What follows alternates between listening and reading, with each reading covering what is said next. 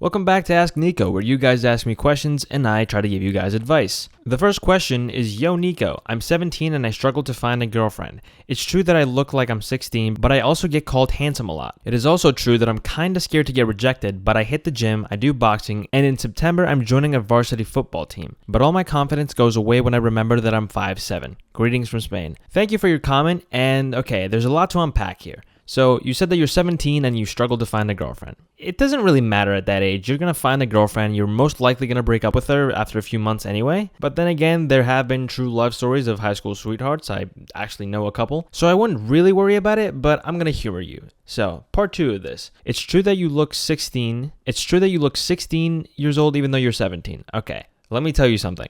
It does not matter if you look 16 as a 17-year-old. I know it might seem like a huge difference right now, but it really does not. And if you're getting called handsome, I don't think you really have that big of an issue. Now, you did say that you're scared to be rejected, and I know that it's a hard thing to deal with, especially when you're in high school.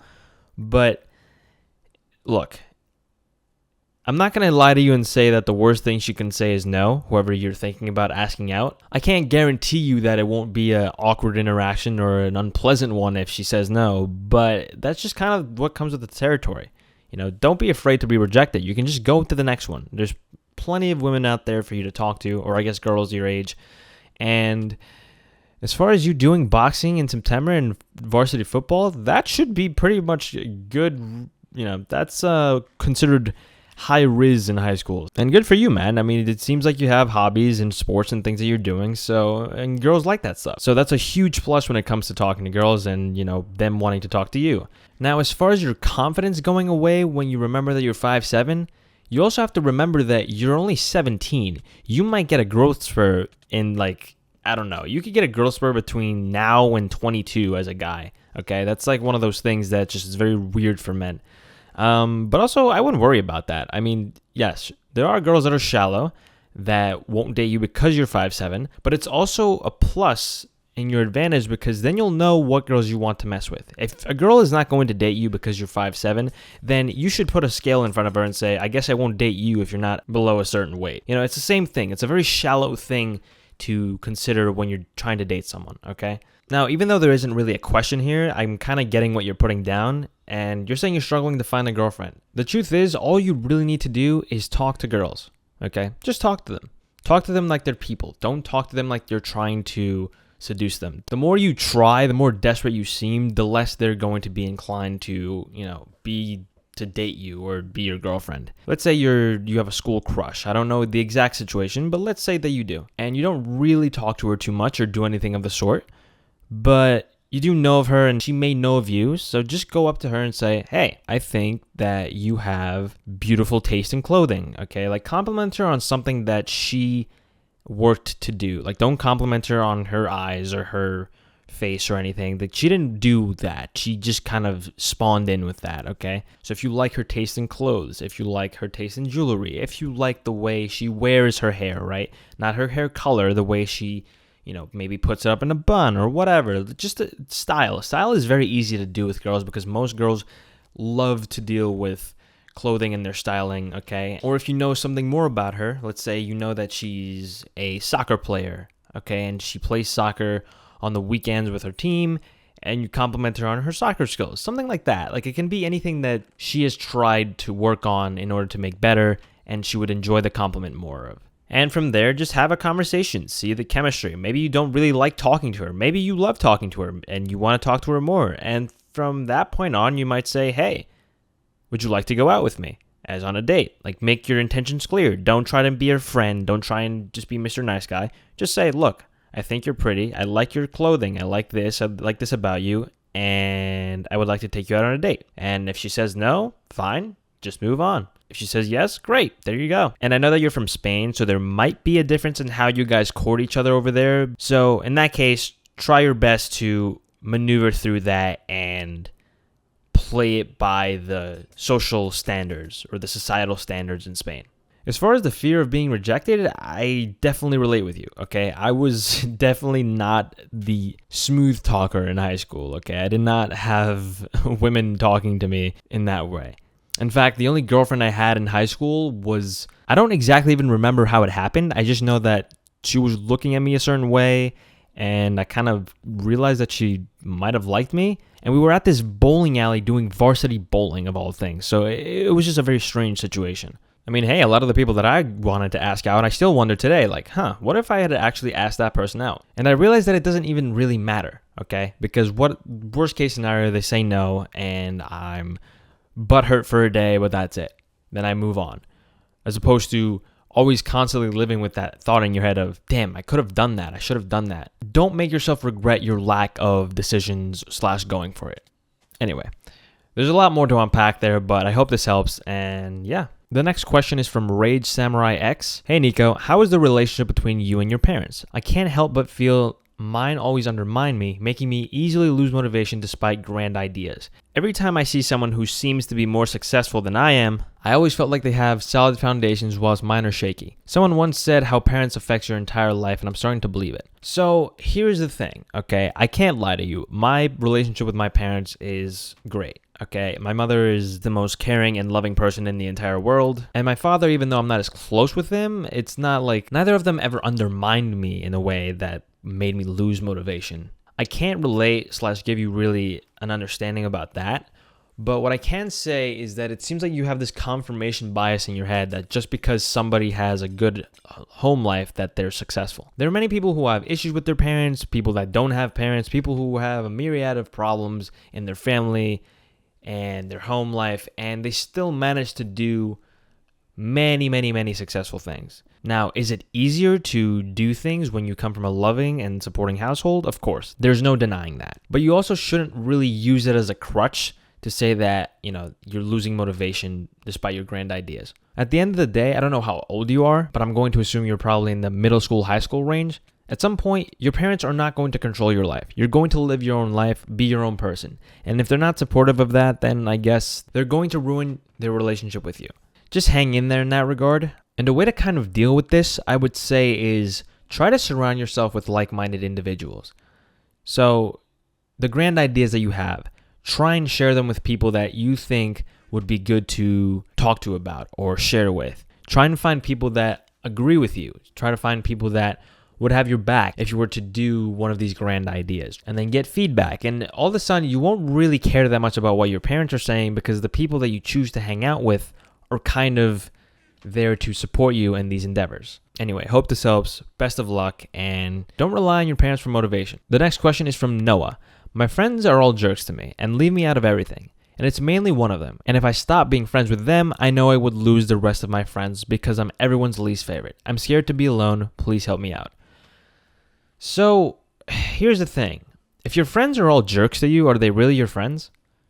And if they leave you out of everything, are they really your friends? This seems to me like you're kind of hanging out with people that don't deserve your time or don't deserve your company. In my opinion, fuck them, okay? There's no reason you should be part of that friend group if you feel like they're treating you that way, okay? There's no reason for it. You will find other friends, okay? The world has 7 billion people. One of them is going to be willing to be your friend, okay?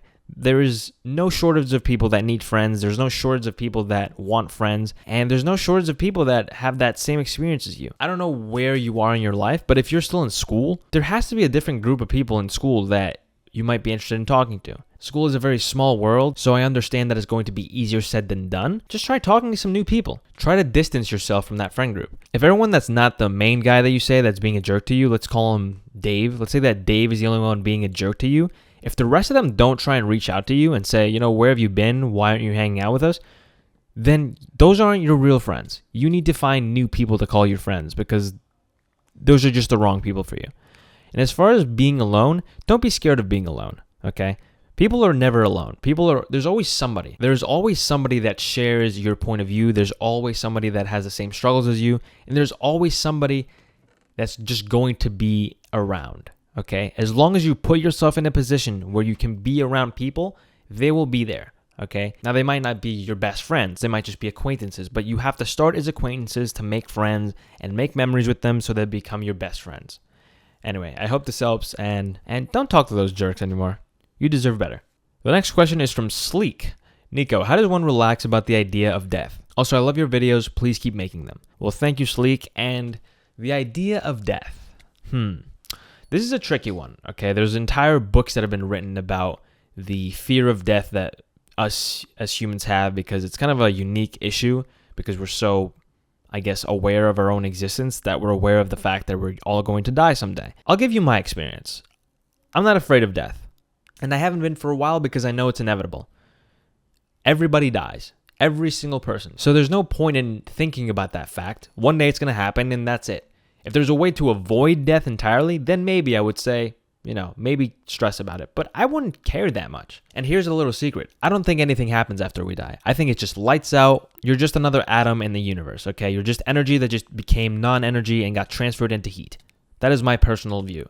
Now, that's a very grim view to have, but it's also freeing because you now understand that what you have here in life is so special and that you should use it. You should use your life and live it the way you want to. And you should not worry about things such as death because it's going to happen, man. I hate to break it to you, but it's going to happen. So instead of worrying about death, worry about how you're going to live your life so that death is not as scary. Hope that makes sense. And the last question is from Free Fallen. Good luck getting me to pronounce that. So I just wanted to start off by, I have really been enjoying your YouTube videos lately, and I guess my question would be, I have been trying to pursue YouTube/TikTok, but every time I try, I'll do it for a while, then I'll just stop for some unknown reason. I know that when I want to do something, I should just do it and not even think about it, but I don't know what is stopping me from pursuing that, and I'm having such a hard time trying to actually put myself into it. I don't know if it's just I'm overwhelmed with work/life balance and I just want to relax and chill, but yeah.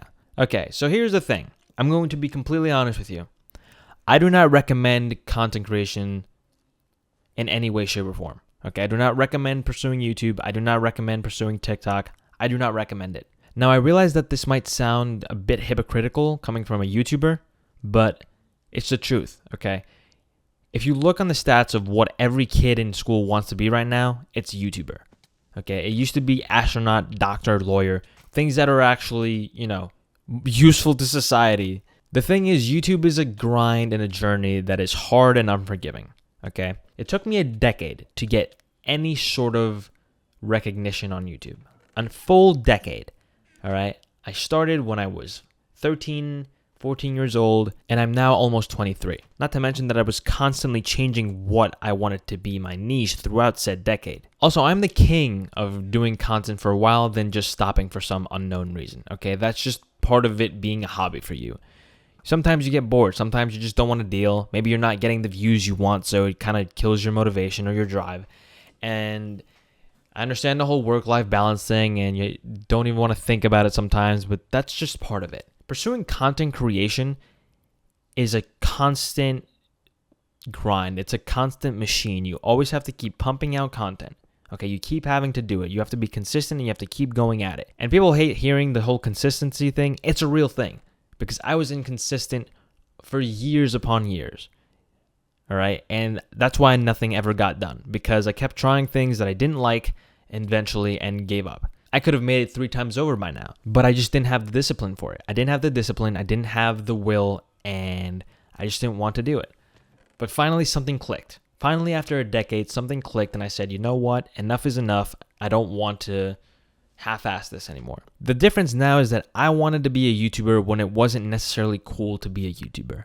Okay, it had just started being cool. So I took all those years, I grew and I adapted with the website and how it changed over the years, how it went from, the gaming invasion, the Vine invasion, the adpocalypse, then Mr. Beast. I followed all of those things, okay? I had to do that much learning to finally get to the point where I am now. Another reason that I don't advise it is because most people now see Mr. Beast and they see what he's doing and they say, I want to be Mr. Beast, I want to do what he's doing. And to that, I will say to you, no, you do not. You do not want to be Mr. Beast because being Mr. Beast requires you to not sleep. It requires you to constantly think of YouTube and making videos to a point where it's unhealthy and you have no life. Because that's the reality of being that guy. That's the reality of being the best in your field. I would consider Mr. Beast the Elon Musk of YouTube. Mr. Beast is an anomaly that we probably won't see for another 100 years in this type of genre. No matter how many copycats, none of them will be him. If you're seeing Mr. Beast and you're seeing how he's doing and how much money he's making and whatever he's doing, and you think that's the reason you want to be a YouTuber, then you've already lost the ball because that's not what YouTube is about. That is what YouTube can become if you're that skilled and that talented and that determined. And if you think you have what it takes to be that person, then go right ahead, but be prepared, because based on what you're telling me now, that's not what you want to do. There's honestly so much more I could go on, and there's so much more to unpack there, but here's my ultimate advice for you. If you really think that you want to be a content creator, and you strongly believe it, make sure you're doing it for the right reasons. Make sure you're doing it because it's something that you love to do, not because it's something that you think will make you easy money, because I guarantee you it will not. It will not make you easy money. You will have to struggle. You will have to go through the shits of being a content creator. Be prepared, okay? Be prepared of going a year without getting any views. Be prepared to make 200 videos and get 10 views on each one of them, and then come back to me and say if you really want to be a YouTuber. Be prepared to make things just for yourself so that you can learn how to make videos for a very long time and then come back to me. So if you want to come join the ranks, come join this fight for relevance and fame or whatever the hell I guess you really want from YouTube, go right ahead. But it's going to be a journey. It's going to be a long journey that may or may not be worth it for you. So consider yourself warned. So yeah, those are the questions for today. Thank you all so much for watching this video. If you want me to read your question off in the next one, please leave it in the comment section below. And as always, good night and good luck.